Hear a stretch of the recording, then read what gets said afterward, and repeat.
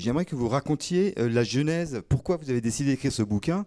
C'est une anecdote assez amusante d'ailleurs. Enfin, amusante. Je vais vous raconter l'anecdote, mais oui. il y a quand même des éléments qui sont plutôt fondateurs, et voilà comment j'en suis arrivé là. En fait, moi je suis journaliste, donc spécialisé dans la météo, mais depuis une dizaine d'années, je m'intéresse aussi à la problématique du changement climatique, parce que dans les rapports qu'on peut avoir avec les gens en entendent parler quand même depuis 10 ou 15 ans, et en dehors du fait de se dire tiens, il fait pas chaud cette semaine, ou tiens, l'hiver met du temps à arriver, ou tu peux nous ramener un peu de soleil, Philippe. Voilà, dans les discussions, il y a des choses des fois plus de fond.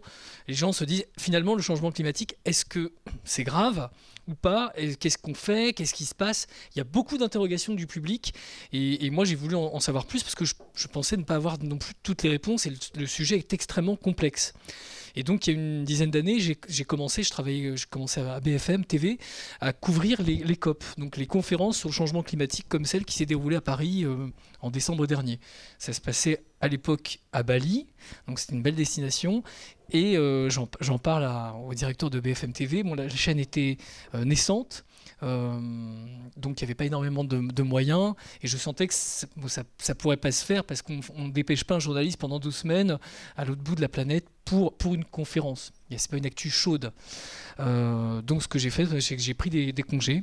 C'est plutôt sympa aussi. Je me suis rendu là-bas, et une fois que j'étais là-bas, j'ai dit, il se trouve que je suis sur place, est-ce que je peux rester une journée ou deux de plus pour couvrir cet événement, en sachant que ça ne coûtait pas grand-chose à part le faisceau satellite. Et c'est ce qui s'est passé. Donc c'est comme ça que j'ai couvert à ma propre initiative la première conférence sur le changement climatique. Alors c'était un choc pour moi d'arriver dans cette conférence des Nations Unies, parce qu'il y avait beaucoup de monde, beaucoup de diplomates. Moi, c'était un milieu que je ne connaissais pas forcément. Et les informations que j'ai pu collecter ou rencontrer me paraissaient compliqué, contradictoire, et en même temps je voyais que la plupart du business qui se fait dans ces conférences n'était pas très préoccupant. C'est-à-dire que beaucoup de gens à l'extérieur ou dans les articles se préoccupent de ce que c'est que le changement climatique, ou de ce que ça peut devenir, et à l'intérieur c'était business. Et ça m'a un peu alerté, je me dis qu'est-ce qui se passe? Et j'ai essayé de collecter des informations qui venaient soit des Nations Unies, soit du GIEC, soit des ONG, donc des associations environnementales, et je ne comprenais pas grand-chose.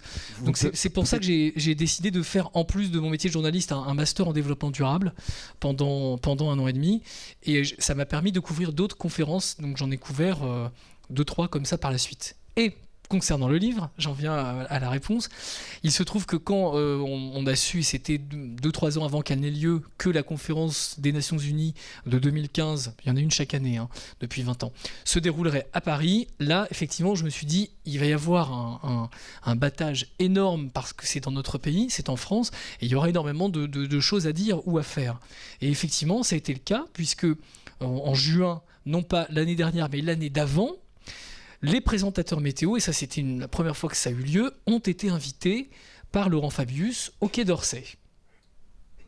Ah, bon, alors on reçoit l'invitation, évidemment, quand on est présentateur météo, on n'est pas habitué à recevoir ce type d'invitation. Certains ont été très flattés, d'autres étonnés. Moi je me suis dit, qu'est-ce qui va se passer ? Et pourquoi? Et en même temps, les observateurs ou d'autres journalistes qui ont observé qui ont relaté l'information se sont dit, tiens, qu'est-ce que vont faire ces messieurs et mesdames météo au Quai d'Orsay avec le ministre? Qu'est-ce qui se passe? Et il y a eu un petit déjeuner, donc, qui était pour nous annoncer que la conférence des Nations Unies se déroulerait en France, à Paris, en soulignant quelle était l'importance du dossier, ce qui était plutôt bien. Plutôt bien aussi de prévenir les professionnels de la météo 500 jours avant. Et puis, dans le discours, le ministre glisse quelques éléments de langage qu'il y avait sur sa fiche, de dire, bon, il faut plus maintenant, au stade où on en est, qu'on parle de réchauffement climatique, ni de changement climatique, c'est le chaos climatique. Voilà, donc je voudrais pas intervenir sur ce que vous faites dans vos chaînes, parce que moi, je suis ministre et vous êtes journaliste, voilà. Mais ça serait quand même bien que vous parliez du changement, du chaos climatique dans vos bulletins météo, parce qu'il y a cette conférence. Et de toute façon, on va vous mettre en contact avec des scientifiques, on se reverra à la rentrée. Voilà comment s'est passé le petit déjeuner. Et en fait, après la rentrée, il n'y a pas eu de rendez-vous, il n'y a rien eu du tout. Simplement, quelques jours après ce rendez-vous, le ministre posait en une d'un journal, qui est le Parisien Magazine, où il était lui-même déguisé en Monsieur Météo, avec un titre, Monsieur Météo, Laurent Fabius, 500 jours pour sauver la planète. On était dans une vaste opération de com que je décris dans le livre, et qui en fait était inspirée d'une opération de com qu'avait fait Barack Obama aux États-Unis un mois avant, où il avait donné des interviews aux journalistes, présentateurs météo, pour faire une sorte de lobby auprès du public pour essayer de faire passer une loi sur le charbon qu'il avait du mal à faire passer parce qu'elle n'était pas populaire. Donc il fallait en mettre un petit coup sur les dangers du climat pour faire passer cette loi. Et c'est en sortant de ce rendez-vous au Quai d'Orsay au ministre des Affaires étrangères que là je me suis dit, bon, on va à coup sûr arriver dans une spirale inflationniste d'informations sur le climat. Non pas que ce ne soit pas bien d'en parler, mais avec une irrégularité qui va être telle que ça va faire comme une sorte de bulle. C'est-à-dire qu'on était en mi-2014, personne ne parlait du climat, il y avait très très peu d'articles sur le climat. Et après, ça a été crescendo jusqu'à la COP, jusqu'à mois de décembre, où on a entendu parler en long, en large et en travers, et pas seulement avec le livre, mais voilà, quasiment partout. Et effectivement, et c'est ce que je décris dans le livre, une fois cette conférence terminée, qui est un rendez-vous politique fixé de longue date, plus personne n'en parle. Et c'est cette inconsistance, cette irrégularité sur ce thème que j'ai voulu mettre en relief dans le livre, en expliquant toute la com et tout le bruit qui peut être fait sur ce thème de manière irrégulière à des fins diplomatiques et politiques. Vous dites quand même que l'élément déclencheur de l'écriture de ce bouquin, c'est bien cette convocation, on va appeler ça comme ça. Invitation, effectivement, c'est un peu compliqué de ne pas y aller, fortiori quand on est dans le service public audiovisuel, mais les gens de toutes les chaînes sont venus, oui. Parce que vous n'y avez pas de main morte, vous dites le gouvernement souhaite mettre au pas son peuple afin de démontrer aux négociateurs venus de plus de 190 pays que 66 millions de Français attendent des politiques fermes. Excusez-moi, mais donc c'était le cas du ministère des Affaires étrangères, mais également du ministre du ministère de l'écologie avec Ségolène Royal. On a reçu un certain nombre de courriers ou d'incitations plus ou moins pressantes pour dire de toute façon, en clair, on comprend très bien que si on n'est pas dans cette ligne-là, on n'est pas pro et on fait pas bien le boulot. Donc il faut le faire. Et en même temps, je le décris dans le livre, la météo et le climat, c'est le même sujet d'observation, c'est l'atmosphère, mais on n'est pas du tout dans les mêmes échelles, dans la même chose. Et les thèmes du climat sont tellement complexes que même si la fenêtre de la météo est très populaire et très suivie, faire le grand écart de parler du temps qu'il va faire demain ou le temps qu'il faut aujourd'hui, et ensuite, ou en même temps, de parler du changement climatique, c'est source de confusion énorme. Et c'est un exercice quasiment impossible parce que c'est pas la même chose du tout, la météo et le climat. Expliquez-nous. Et pourtant, c'est ce qu'aurait souhaité le ministre en disant voilà. Alors imaginez prenons un cas d'école. On est les soirs, on est en direct, on est sur une grande chaîne de télé. Je présente un bulletin météo. Voilà, il fait froid, il y a eu de la neige à Paris cet après-midi. Demain, il va faire tel temps, les températures. Voilà. Qu'est-ce qui me reste après ? J'ai 10 secondes, 20 secondes. Qu'est-ce que je vais vous donner comme message pertinent, comme information, parce que je suis journaliste, je fais pas de la communication politique, mon boulot c'est journaliste. Qu'est-ce que je trouve comme info à donner sur le climat, si tant est que j'ai envie de le faire ? Il n'y a pas un chiffre qui sort tous les jours pertinent sur le climat. Après, vous avez toute une littérature scientifique qui est plus ou moins digeste, avec les rapports du GIEC qui font 1500 pages. Est-ce que je vais sortir à l'heure du dîner un graphe que personne ne comprend et sur lequel déjà, pour expliquer ce qu'il signifie et ce qu'il représente, je vais déjà bouffer tout mon temps, voilà, pour parler de manière populaire, mais il y a un crédit temps, une intelligibilité, et en même temps sur l'exercice de la météo qui est très populaire à un carrefour stratégique, les informations doivent être extrêmement claires. Donc là, c'était un peu compliqué, et surtout les raccourcis entre météo et climat, ils sont source de confusion terrible. C'est pas parce que vous avez un épisode de douceur en plein cœur du mois de décembre que le réchauffement est plus important que l'année précédente. Puis au contraire, vous avez peut-être un hiver qui est tout à fait banal et en même temps des éléments probants du réchauffement qui sont importants mais qu'on a du mal à mettre en image ou à rendre télévisuel. Parce que c'est pas forcément un sujet de télé excellent, le climat. La météo, oui, mais pour le climat, c'est assez compliqué. Alors quand vous sortez de cette réunion... Vous êtes dans quel état d'esprit ? Vous êtes agacé ? Vous dites on essaie de me faire dire des choses que j'ai pas envie de dire. Oui. J'étais un peu perplexe sur la démarche et en même temps, oui, c'est surtout après à la parution du magazine où j'ai compris quelle était en fait la ficelle de communication d'avoir organisé ce petit déjeuner, que je me suis dit, bon là, j'ai des éléments parce que j'ai déjà suivi des COP, et il se trouve que quand j'avais fait mon master en développement durable, le thème de mon mémoire était le sujet du changement climatique vu par les médias. Donc j'avais déjà enquêté avec un peu de recul sur la manière dont ça peut être fait dans les journaux, à la radio, à la télévision, en France, en Europe ou dans d'autres pays du monde, parce que la manière de voir le sujet n'est pas forcément la même partout. Et c'est ce qui a été l'élément déclencheur donc, d'une enquête que j'ai commencée. Et puis plus elle avançait, plus je me disais, bon, là, franchement, c'est un livre, parce que c'est une histoire qui se raconte, sur laquelle on a besoin d'être posé, pas interrompu, qui n'est pas forcément très télévisuel, comme je vous le disais. Donc c'est pas forcément avec des images ou un produit extrêmement visuel qu'on peut raconter l'histoire. Alors vous avez quelques personnes que vous n'aimez pas trop, quelques organisations. On va commencer par le GIEC, vous l'avez déjà cité 2 fois. Peut-être nous rappeler ce qu'est le GIEC et quelle est sa fonction. Alors le GIEC, c'est le groupe des experts sur l'évolution du climat. Donc c'est un organisme qui a été créé par les Nations Unies à la fin des années 80 et qui est chargé de réaliser un rapport d'évaluation sur l'état du changement climatique. Alors c'est un groupe qui est composé par les scientifiques de différents pays qui contribuent et qui sont des contributeurs de ce grand rapport. Voilà, vous me dites que non, c'est pas que je les aime ou que je les aime pas, c'est par rapport à l'organisation et le fonctionnement qu'il y a des choses qui sont plus ou moins critiquables que je mets en relief dans le livre.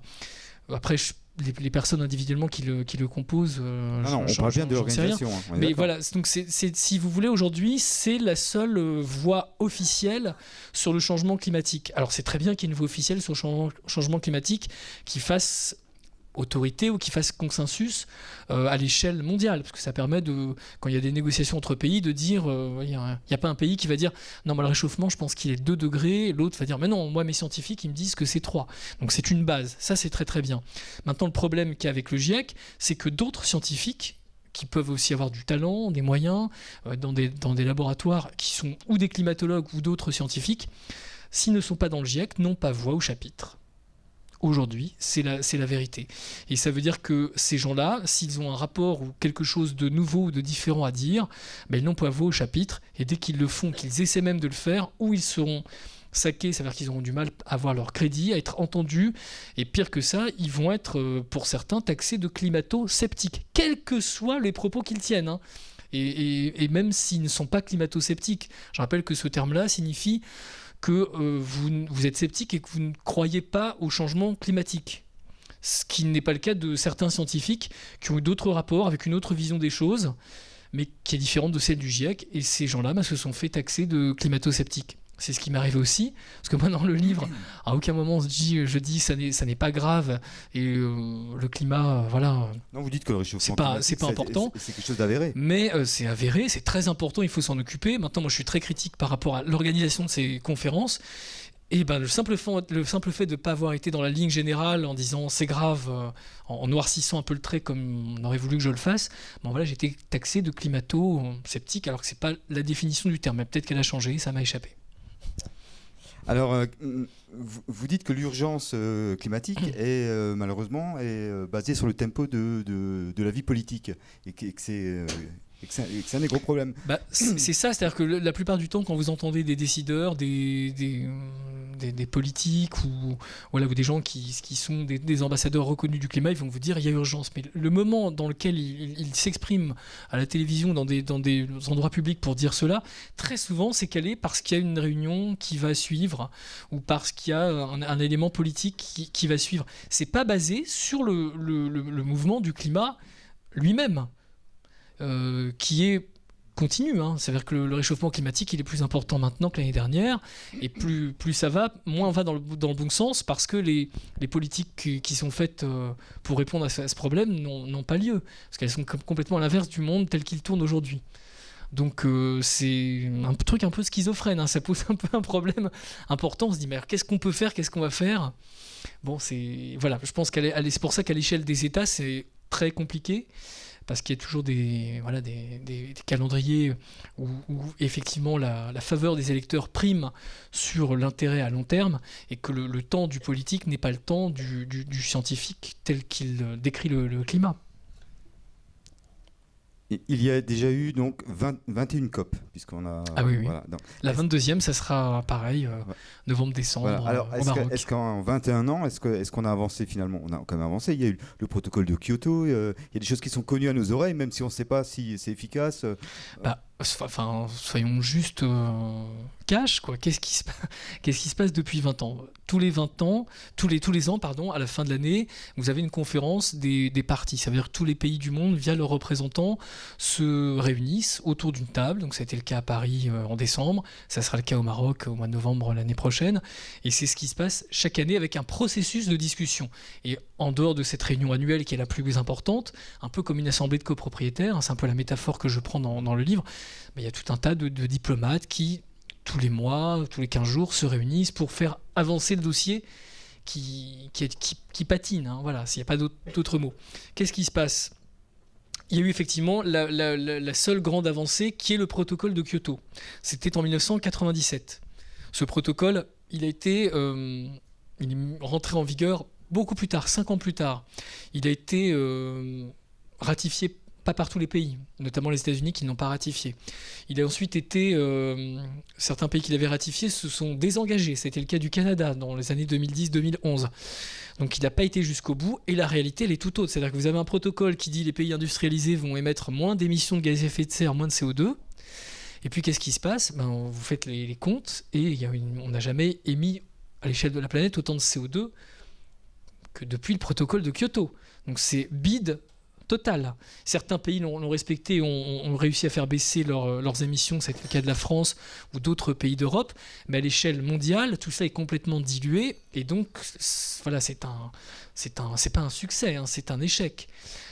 Et ensuite, la principale difficulté pour toutes ces conférences, c'est de dire Kyoto ne marche pas trop. De toute façon, il y avait des termes qui étaient mis à Kyoto en 2010 puis 2020.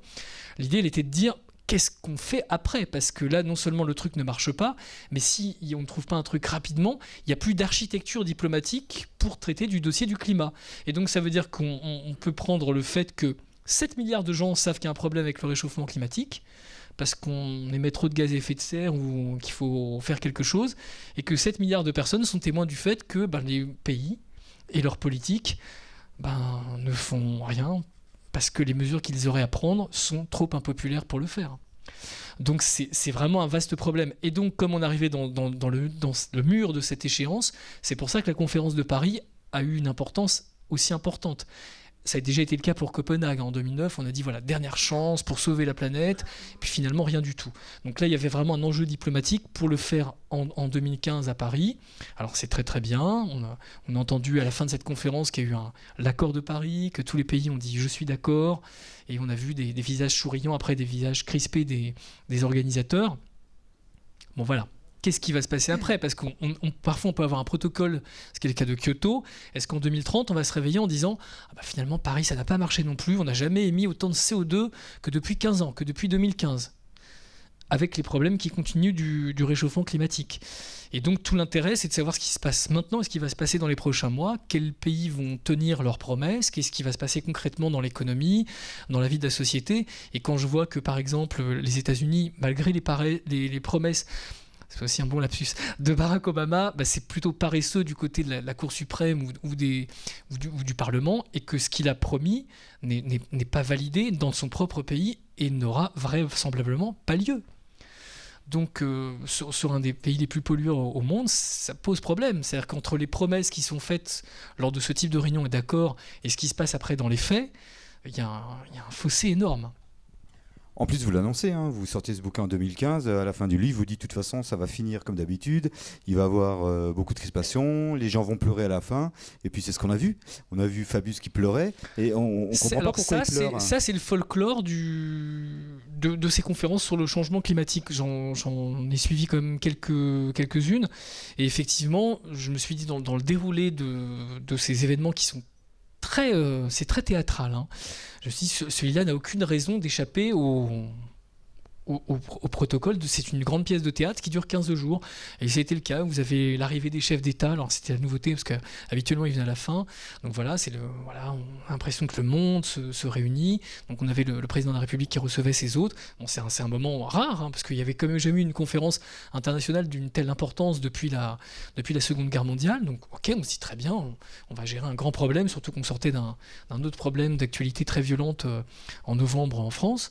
Bon ok, ensuite des négociations, et ensuite vous entendez des ministres ou des échos de cette conférence qui disent finalement ça n'avance pas aussi bien que prévu, il y a tel pays qui bloque, tel autre, c'est en fait un grand Monopoly.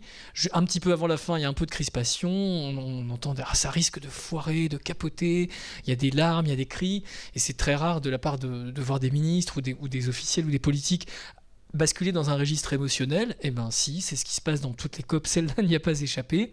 Et puis à la fin, bon, c'est vrai que ça aurait pu tout à fait ne pas fonctionner au niveau diplomatique. Ça a été un succès diplomatique. Maintenant, est-ce que climatiquement, ça aura un impact et une portée ?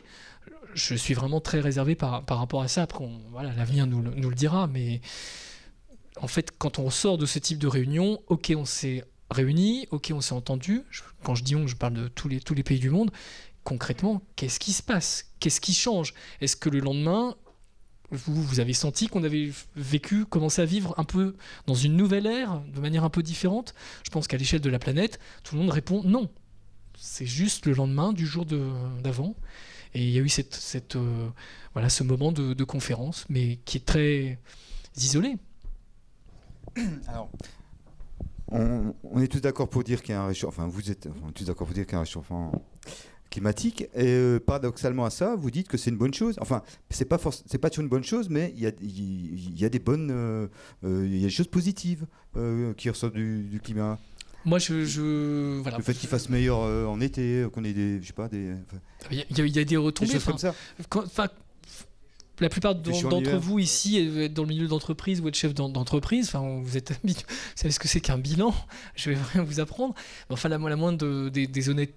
De l'honnêteté quand on fait un bilan annuel ou sur une décennie, c'est d'avoir le plus, le moins, et puis après on a son résultat et on voit ce qui se passe. Donc qu'est-ce qui se passe quand on regarde ça ? Quand on regarde le réchauffement climatique à l'échelle mondiale, voilà, pour les prochaines décennies, si on ne fait rien, évidemment, le résultat est catastrophique. On est dans le rouge et il faut faire quelque chose. Maintenant, si on regarde le truc aujourd'hui, en 2016, et sur notre territoire, qui est la France, qui représente 1% du territoire de la planète, je suis désolé, moi je n'ai pas l'impression qu'on vit dans ce que le ministre appelle le chaos climatique. Effectivement, il y a des manifestations du changement climatique, il y a des écosystèmes qui changent, il y a de la biodiversité qui disparaît. Il y a aussi d'autres raisons que celles du réchauffement climatique qui interfèrent dans ces questions d'environnement, qui sont très importantes. Mais en même temps, il y a aussi des effets positifs. Quand vous avez un hiver doux, ça a été le cas en 2014, vous avez 6% de consommation d'énergie en moins. Ça veut dire que chaque ménage, chaque entreprise le ressent sur la facture. On ne peut pas dire que c'est une mauvaise nouvelle.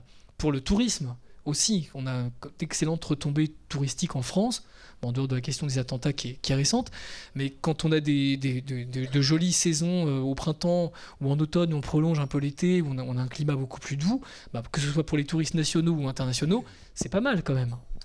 Oui, mais quand on se place en question d'avenir, on sait très bien que le réchauffement climatique, ça va être sur plusieurs bien sûr. décennies. On ne peut pas se contenter de choses mais c'est ça qui est peut-être difficile à entendre ou à comprendre. Voilà. Moi, à travers l'enquête que je dis simplement aujourd'hui, et probablement pour les 5 ou 10 ans à venir, on a pas mal de retombées positives, également sur des questions sanitaires, quand on a des hivers moins rigoureux.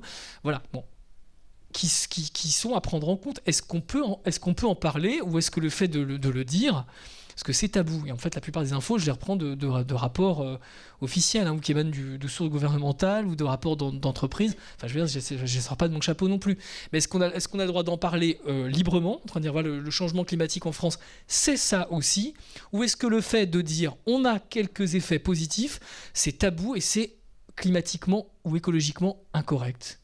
Et ça vaut le coup de dire, ce livre, c'est n'importe quoi, l'auteur, attention, danger. Il aurait dû dire le climat c'est grave et se taire, ou alors se taire complètement peut-être. Mais voilà, moi j'ai choisi de dire, si on dresse un bilan, il y a aussi cet aspect-là que je ne vois pas dans les rapports gouvernementaux. Et en même temps, la manière de présenter les chiffres, elle est assez orientée. Hein. Et ça a été le cas juste avant la COP. Vous avez un rapport sur le changement climatique en France qui est remis au printemps dernier au ministère de l'écologie, qui est le rapport Jouzel, du nom du climatologue Jean Jouzel. Bon, voilà. Comme il y a des difficultés pour établir le scénario climatique de la France, parce qu'on ne sait pas si avec le changement climatique il y aura plus de pluie ou moins de pluie, c'est un peu flou. Bon voilà, le principe de ce rapport, c'était de sortir des choses plus concrètes et qui touchent davantage de gens, qui était de dire on va parler de la montée des eaux et de dire finalement les côtes françaises sont menacées. Alors des fois j'étais stupéfait, ça a donné lieu à des reportages sur des chaînes de télé où on montrait l'érosion des côtes qui a toujours existé, hein, mais de dire voilà avec le changement climatique telle maison va disparaître, les côtes françaises sont menacées. Ce rapport disait, il y avait un seul chiffre et je ne vous en donne pas d'autres, 41% des côtes françaises sont menacées. Bon. Et puis avec un petit, vous savez, comme dans les contrats d'assurance, une astérisque, tout en bas, écrit en petit, toutes causes confondues. C'est-à-dire le changement climatique et toutes les autres causes, les causes naturelles, l'érosion, enfin les trucs que tout le monde connaît. Donc déjà, on se dit, où est-ce qu'on en vient ? J'interroge les gens qui ont sur le terrain réalisé cette enquête. Les gens du service géologique qui ont fait les études du trait de côte, et je leur dis comment est-ce que vous avez fait votre étude, est-ce que je comprends bien ce que j'ai lu, est-ce que nos côtes sont menacées par le changement climatique avec la montée des eaux, avec l'érosion, et ces gens me disent de toute façon avant les années 90-2000 on n'avait que des supports photos d'archives qui nous permettent donc d'avoir des choses approximatives, que le recul que l'on a qui sert en termes de climat, parce qu'on ne travaille pas sur 5 ans ou 10 ans, on travaille sur des décennies ou sur des siècles, ça ne suffit pas, et qu'ils n'en sont pas sûrs. Et ils me disent, en même temps, vous savez qu'on a une tempête que la côte recule, c'est arrivé notamment sur la côte aquitaine, l'année d'après on constate qu'à certains endroits, ça se reforme, il y a des fluctuations. Donc dire que 41% des côtes sont menacées quand on sort un rapport sur le climat et qu'on convoque tous les journalistes pour ça, excusez-moi, mais c'était complètement abusif. Donc je donne tous les détails de l'enquête là-dedans, parce qu'il y a eu des chiffres qui n'ont pas été trafiqués, je ne vais pas aller jusque-là, mais qui ont été vraiment orientés de manière à dire, qu'est-ce qu'on va sortir pour sensibiliser les gens et les préoccuper sur le changement climatique. Parce qu'en fait, ça fait 20 ans qu'on en entend parler, qu'on est tous préoccupés, mais que, peut-être demain, vous allez retourner à vos activités, moi aussi, et puis on va un peu oublier, parce qu'on va se dire, qu'est-ce qu'on peut y faire, ou qu'est-ce que font les politiques sur cette question-là. Donc on sait, elle est là, elle existe, mais l'intérêt est quand même assez mou du public, et pas de la faute du public, mais de la faute des politiques. Oui, d'autant plus qu'on ne comprend pas très bien l'intérêt de vouloir nous faire peur à tout prix. Vous en parlez aussi, les inondations. On a l'impression, mais certainement parce que c'est très amplifié dès qu'il y a des inondations, on a l'impression que ça arrive de plus en plus régulièrement, des montées des eaux, des villages submergés. Alors, est-ce que ça, c'est une réalité, ça arrive, mais est-ce que ça arrive plus qu'il y a 50 ans ou 100 ans ? Quand on regarde les chiffres, oui, ça arrive plus, mais en même temps, il faut pondérer tout un tas de choses qui sont importantes. Aujourd'hui, on est plus vulnérable qu'hier, tout simplement parce qu'on est plus nombreux, que ce soit en France ou à l'échelle de la planète. Donc il y a beaucoup plus de population. Donc quand vous faites les chiffres en disant les inondations, elles faisaient il y a 300 morts tel siècle, regardez, ça a vachement augmenté. Mais la population aussi, globalement, elle a considérablement augmenté. Et en même temps qu'elle augmente, elle s'urbanise. Ça veut dire qu'en France, ça n'était pas le cas il y a un siècle. Il y a un siècle, la France était rurale. Aujourd'hui, elle est majoritairement urbaine. C'est le cas dans le monde aussi. Et c'est une tendance qui va être croissante d'ici à 2050. Ce sont les Nations Unies qui le disent. C'est-à-dire qu'on aura près des 3/4 de l'humanité qui vivra en ville et sur des territoires qui ne représentent pas grand-chose. Là, aujourd'hui, les gens qui vivent dans les grandes villes sont concentrés sur peut-être 1% ou 2% du territoire mondial. Ça veut dire que quand vous avez un cyclone qui frappe à l'autre bout du monde avec la même vigueur qu'il y a 100 ans ou qu'il y a 200 ans, au lieu de faire des dégâts moyens, il va faire une catastrophe. Il va détruire plein d'installations et il va menacer des vies comme jamais, puisqu'on n'a jamais connu une telle population sur la planète. Ça, ce sont des éléments que donnent les scientifiques du GIEC en disant le réchauffement climatique, il est dû à l'homme. Alors on pense toujours, oui, c'est à cause du CO2, de la pollution. Oui, c'est vrai. Mais en même temps, dans tous les rapports, les gens du GIEC disent aussi en raison de l'explosion démographique. Ça, cette question-là, elle n'est jamais débattue lors des COP. Hein. C'est tabou. Quand vous réunissez autour de la même table 195 pays, l'organisateur de la COP, donc c'était la France aujourd'hui, ne va pas dire « Bon, on se met autour de la table, c'est notre assemblée générale. Le GIEC a dit il y a le CO2, alors on en parle, très bien, ça c'est ce qu'ils font chaque année. Et puis deuxièmement, le GIEC dit explosion démographique. Qu'est-ce qu'on fait ? Tabou, on n'en parle jamais. C'est pourtant là.